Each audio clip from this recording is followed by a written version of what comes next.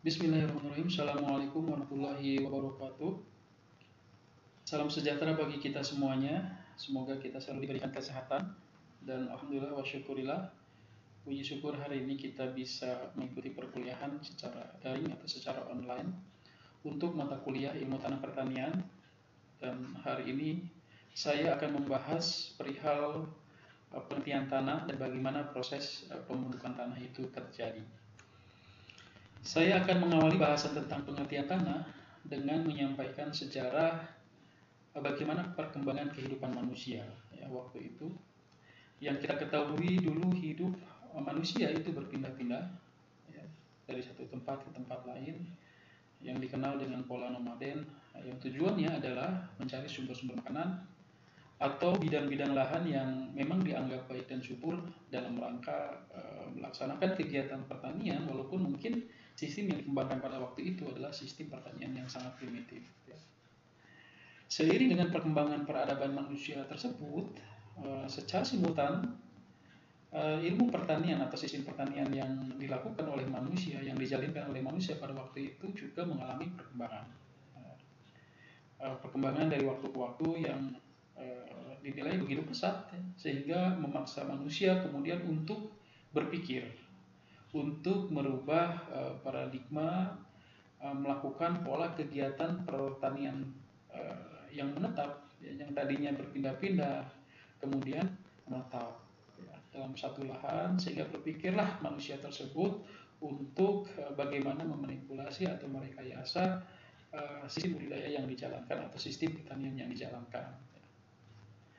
Karena didasari atas semakin sulitnya menemukan lahan-lahan yang memang dianggap masih memiliki produktivitas yang tinggi, ya, masih memiliki kesuburan yang tinggi, karena pada waktu itu kegiatan pertanian hampir dikatakan sama sekali tidak memperhatikan pedoman pengolahan tanah, ya, yang menyebabkan kemudian terciptanya atau terjadinya degradasi lahan secara drastis atau secara ekstrim, sehingga kualitas tanah juga menjadi menurun.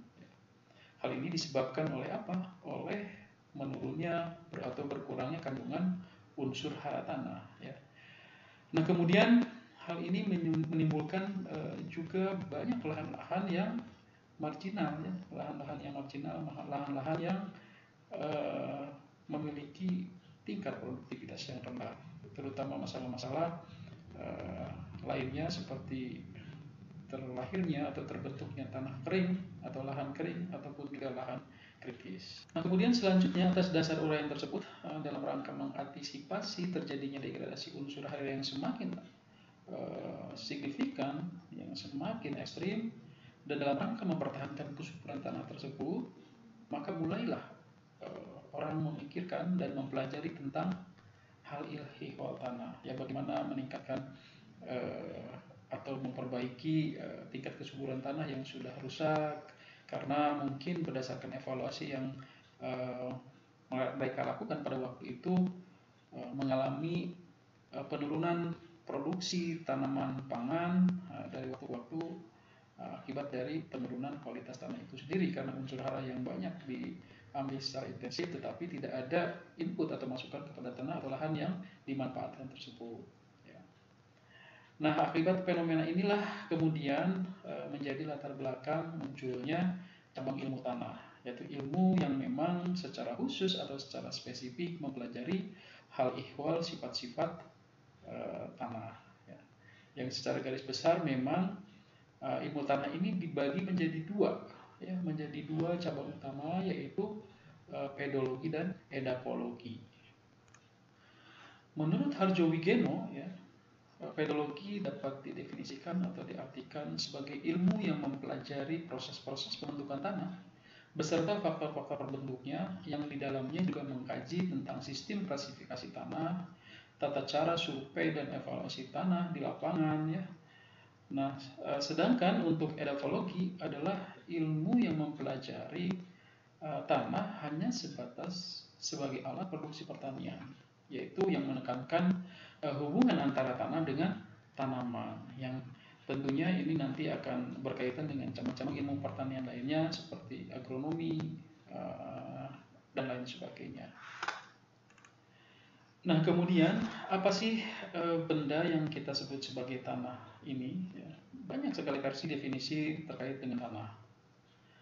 Beberapa ahli berbeda-beda mendefinisikannya bergantung dari sudut pandang manakah tanah itu dilihat.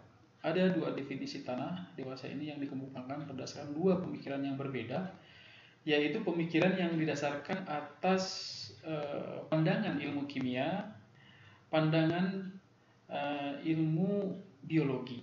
Ya, jadi ada dua pemikiran mendasar yang mengartikan atau mendefinisikan tanah dari sudut pandang kedua ilmu ini, yaitu kimia dan biologi. Ya. Pada slide ini saya ambil beberapa definisi tentang tanah dari beberapa ahli tanah. Ya. Yang pertama dan yang kedua ini yaitu dari Berzelius dan Liebig.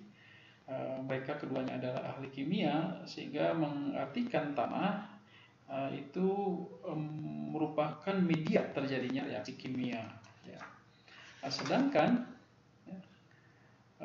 pada yang dikemukakan oleh Dr. Jack dan Jove, ya, mendefinisikan tanah sebagai bagian dari ruang geografis yang sangat dipengaruhi oleh iklim dan terdiri dari kombinasi antara unsur fisik, kimia maupun biologi. Ya. Sehingga kesimpulan dari pandangan keempat ahli tadi bisa kita padukan secara komprehensif bahwa tanah adalah suatu benda alam ya, yang terdapat di permukaan kulit bumi yang tersusun dari bahan mineral sebagai hasil pelapukan bebatuan atau bahan organik ya. Jadi hasil pelapukan batuan sisa-sisa tanaman dan hewan. Karena kita ketahui dan akan kita bahas di slide berikutnya, tanah berdasarkan bahan induknya ini dibedakan menjadi dua jenis, yaitu tanah mineral dan tanah organik ya. Dan tanah kita ketahui dapat menjadi media yang mampu menumbuhkan tanaman serta memiliki sifat tertentu ya, sebagai akibat dari pengaruh iklim, jasad hidup yang bertindak terhadap bahan induk dalam keadaan wilayah tertentu selama jangka waktu tertentu. Dari kesimpulan tanah atau definisi tanah tadi, kita bisa gambarkan bahwa tanah merupakan suatu fungsi terintegrasi antara 5 faktor. Ya. Kalau kita melihat gambar yang ada pada slide ini, coba lihat bahwa tanah merupakan fungsi dari 5 faktor, yaitu bahan induk, iklim, jasad hidup atau organisme, bentuk wilayah atau topografi, serta waktu. Ya. Sebagai contoh, kita ambil bagaimana peranan bahan induk ini akan menentukan jenis dan bagaimana sifat atau karakteristik suatu tanah. Saya ambil contoh konkretnya. Ada tanah yang terbentuk dari batuan induk kapur. Ya, kalau di sekitaran Bandung itu ada daerah Padalarang. Ya, daerah Padalarang ini yang sejak zaman kolonial Belanda itu dieksplorasi sebagai sumber kapur ya, untuk support kepentingan pertanian ya, sebagai kaftan ataupun mungkin untuk kepentingan industri lainnya seperti industri semen dan lain-lain ya. Nah, tanah-tanah yang terbentuk dari batuan induk kapur ya, yang pernah saya kunjungi dan pernah saya survei dan evaluasi ya, tanah yang terbentuk dari batuan induk kapur akan memiliki kecenderungan memiliki sifat reaksi basa. Ya. Artinya basa ini memiliki pH yang tinggi, ya, di atas 6 pH-nya itu. Nah, kemudian faktor selanjutnya adalah faktor iklim, terutama kita tahu faktor suhu atau temperatur dan curah hujan sangat berpengaruh besar dalam proses pelapukan. Yaitu terutama pelapukan fisik, juga penguraian mineral melalui proses pencucian. Sehingga faktor iklim ini juga sangat dominan dalam proses perkembangan profil tanah, terutama dalam proses horizonisasi. Nanti kita akan lihat di slide berikutnya apa itu horizonisasi, yaitu pembentukan lapisan-lapisan pada tanah. Semua faktor-faktor yang menjadi fungsi pembentukan tanah ini saling berinteraksi secara berkesinambungan. Nah, secara rinci proses pelapukan dan perkembangan profil dijelaskan dalam redaksional slide ini, namun poin-poin pentingnya sudah saya jelaskan pada slide sebelumnya. Ya. Selanjutnya ini adalah ilustrasi penampakan satuan terkecil dari tanah ya, yang disebut sebagai pedon ya, yang terbentuk karena proses pembentukan tanah. Pedon ini ukurannya 1 kali 1 kali 2. Jadi volumenya seperti itu. Jadi satuan terkecil pada tanah disebut sebagai pedon. Ya, pedon ini terbentuk akibat proses pembentukan tanah. Dan irisan penampangnya menunjukkan posisi vertikal. Ya. Ini posisi vertikalnya itu disebut sebagai profil tanah. Dan lapisan-lapisan yang tampak pada ilustrasi gambar ini yang menunjukkan perbedaan warna, ada warna hitam di bagian atas, warna agak pucat di bagian atau di bawah lapisan yang hitam, kemudian warna merah ya.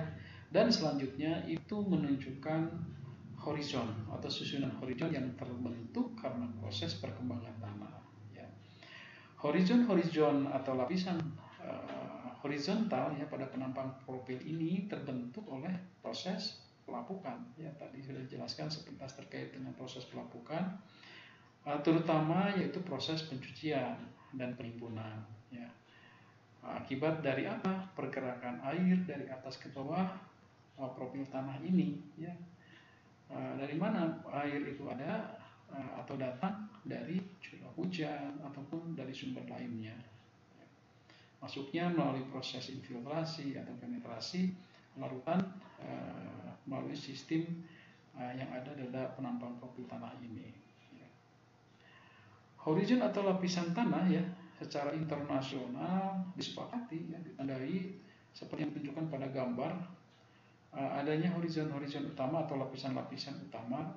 Saya sebutkan saja ada horizon O ya.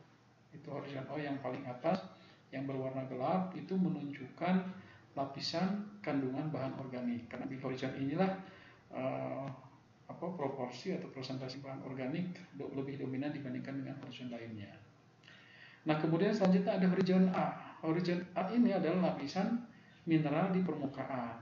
Nah, walaupun pada ilustrasi gambar kemudian tidak ada horizon E, ya, tetapi pada tabel di sebelahnya itu ada horizon E. Horizon E ini merupakan horizon di mana terjadinya pencucian maksimal atau eluviasi yang biasanya pada lapisan tanahnya ditandai dengan warna yang lebih terang atau lebih pucat. Ya. Ini menggambarkan adanya proses aliran air yang mencuci unsur-unsur yang ada pada horizon tersebut sehingga warna tanahnya lebih terlihat terang. Dan kemudian selanjutnya ada horizon B. Ya. Horizon B yaitu lapisan penimbunan unsur-unsur yang tercuci dari lapisan atas, disebut sebagai lapisan atau horizon eluviasi. Ya. Warnanya lebih gelap dari lapisan di atasnya. Nah, pada kasus tertentu memiliki tingkat kekerasan yang lebih tinggi karena adanya timbunan liat bisa membentuk pen atau padas ya. Dan lebih tinggi karena kandungan yang tercuci di bagian atas atau dari bagian atas itu semuanya terendapkan di lapisan ini. Selanjutnya ada horizon C. Ya, horizon C ini merupakan lapisan bahan induk yang merupakan hasil pelapukan dari batuan induknya. Biasanya lapisan batuan induk ini disimbolkan lapisan bahan induk ini disimbolkan dengan huruf C, kadang juga disimbolkan dengan huruf R kecil atau regolit ya, disebut sebagai regolit. Tetapi juga ada yang memiliki asumsi lain bahwa lapisan C dan R kecil itu berbeda, dan kemudian lapisan paling bawah itu ada simbol R besar yang menunjukkan batuan induknya ya. Kemudian pada bab atau slide selanjutnya ya, sebelumnya tadi sudah saya singgung secara sepintas mengenai faktor bahan induk ya. Secara garis besar ada dua jenis tanah utama yang dibedakan berdasarkan bahan induknya, yaitu ada tanah-tanah yang terbentuk dari bahan organik yang biasa disebut sebagai tanah organik atau tanah gambut, atau juga ada tanah yang terbentuk dari batuan atau bahan mineral yang disebut dengan tanah mineral ya. Tanah gambut dalam sistem klasifikasi USDA atau sistem klasifikasi yang disusun oleh Departemen Pertanian Amerika Serikat yang saat ini memang salah satu sistem klasifikasi tanah terbaik yang kemudian disepakati menjadi sistem klasifikasi dalam dunia penelitian, ya, disebut sebagai tanah histosol. Ya. Nah, tanah gambut ini terbentuk, ya, sejarahnya tanah gambut ini terbentuk dari timbunan sisa-sisa tanaman yang telah mati, ya, baik yang sudah lapuk ataupun belum. Nah, selanjutnya karena timbunan terus-menerus terjadi, bertambah terus, menyebabkan proses dekomposisi atau proses pelapukan bahan organik tersebut menjadi terhambat, ya. Karena pada saat tumpukan bahan-bahan organik yang ada di bawah belum maksimal, proses pelapukannya, ditambah lagi bahan baru, kemudian bahan yang kedua atau lapisan yang kedua ini juga belum maksimal, ditambah lagi bahan baru, sehingga terciptalah kondisi anaerob dan akibat dari kondisi lingkungan lainnya yang menyebabkan rendahnya tingkat perkembangan biota pengurai. Jadi peran mikroorganisme pengurai juga menjadi sangat minor karena proses yang terjadi tadi, ya, proses dekomposisi atau proses penumpukan bahan-bahan menciptakan situasi yang anaerob. Nah, pembentukan tanah gambut, ya, ini merupakan proses yang dikenal dengan istilah proses geogenik. Nah, apa itu proses geogenik? Yaitu pembentukan tanah yang disebabkan oleh proses deposisi dan transportasi, proses pemindahan bahan dari satu tempat ke tempat lain. Nah, berbeda dengan proses pembentukan tanah mineral yang pada umumnya merupakan proses geogenik. Apa itu proses geogenik? Yaitu proses yang biasanya terbentuk akibat dari pelapukan setempat dari bahan atau batuan induk sebagai bahan asal daripada tanah tersebut, ya. Nah, kemudian berapa lama gambut ini bisa terbentuk? Tidak bisa, ya, gambut ini terbentuk hanya 1 sampai 2 tahun saja. Bayangkan pembentukan gambut, ya, menurut referensi di Indonesia gambut ini terbentuk berkisar antara 4.200 sampai dengan 6.800 tahun lamanya. Bayangkan, ya, proses pembentukannya selama ini, ya, ribuan tahun, tetapi pada saat manusia masuk mengeksplorasi lahan-lahan gambut menjadi perkebunan kelapa sawit ataupun lainnya, itu hanya sekelip mata bisa rusak sedemikian rupa, ya. Nah, kemudian lebih jauh lagi kita berbicara tentang tanah mineral. Tanah mineral merupakan tanah yang terbentuk dari batuan, ya. Batuan mineral, ya, baik batuan beku, ada batuan sedimen, ada batuan metamorf, ya. Kemudian batuan beku juga ada batuan beku dalam, batuan beku luar, ya. Yang kemudian atas dasar batuan induknya tersebut kemudian akan menentukan sifat dan kandungan utama dari tanah yang terbentuk kemudian. Sehingga kita bisa memprediksi, ya, ketika kandungan batuan induknya itu apa dominannya, kita akan bisa memprediksi ketika batuan ini melapuk berubah menjadi tanah, maka kandungan unsur hara utamanya pasti tidak akan berbeda dengan batuan induknya, ya.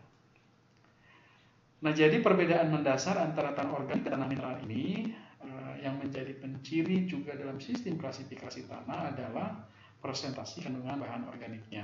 Dalam slide ditampilkan secara kuantitatif bahwa tanah organik mengandung lebih dari 20% bahan organik, sedangkan tanah mineral kandungan bahan organiknya kurang dari 20%.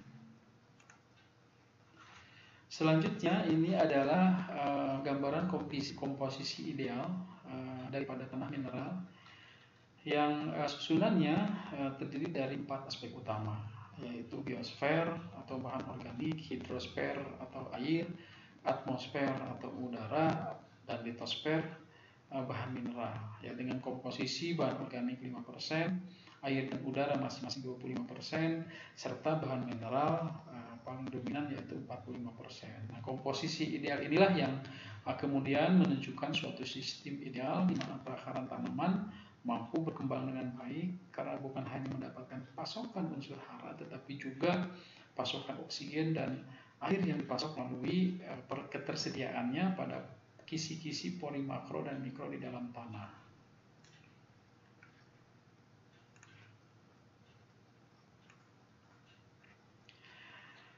Demikian penjelasan yang bisa saya sampaikan pada bab pengertian dan pembentukan tanah ini. Lebih kurangnya saya mohon maaf. Yang pasti saya ucapkan terima kasih dan apresiasinya atas perhatiannya dan keinginannya yang kuat untuk mengikuti kuliah sistem daring ini, khususnya untuk mata kuliah ilmu tanah pertanian. Sampai jumpa pada bahasan bab berikutnya. Billahi taufiq wal hidayah. Assalamualaikum warahmatullahi wabarakatuh.